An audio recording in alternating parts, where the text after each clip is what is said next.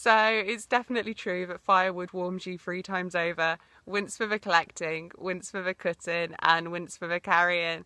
So to my left, you shall see I have got a nice little pile of kindling twigs that Alfie did help me collect, bless him, good little dog that he is.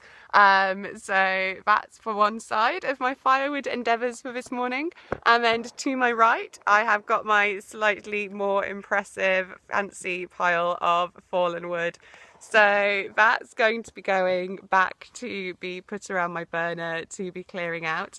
And I've also collected, as we're in the woods, a load of really, really dry leaves.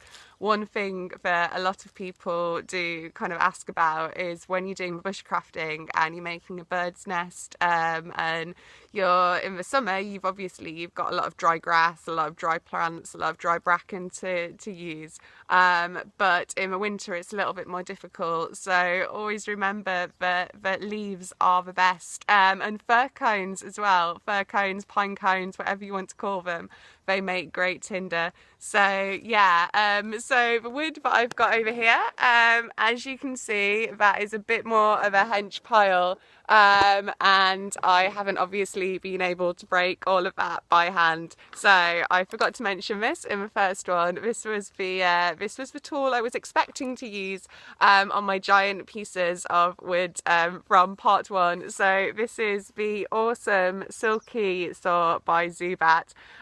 To be honest, I'm not quite sure which size this is. I think it's the smaller one. I like the weight of it. It's an absolutely brilliant cutting blade. And for me, I find it so much easier to use than a normal saw, because most saws, they cut on the push, but the Zubat Silky ones, they cut on the pull.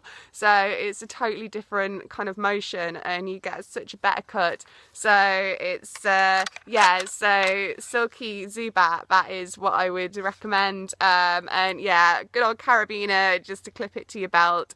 It hardly weighs a thing. I know a lot of tree surgeons that use this, and it's got the adaptations on it as well if you want to do the super cool Lara Croft wear it on your boots sort of thing.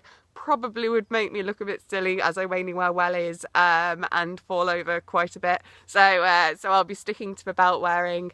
And the other thing as well for when you're out collecting wood is I would advise getting a decent set of gloves, because your hands will take a lot of battering and you're always going to end up picking up thorns and nails at some point.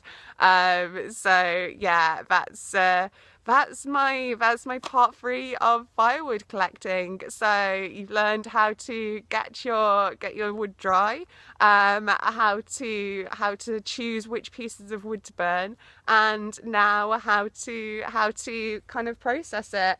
This will be taken back to my caravan and sat around my wood henge. I'll put a video to how I organise my wood in store. But this is my off-grid Bug Out bushcraft tips on firewood collecting. So I hope it's been helpful and I hope you've enjoyed watching. Please subscribe and like and tell me what you think in the comments. Peace and love.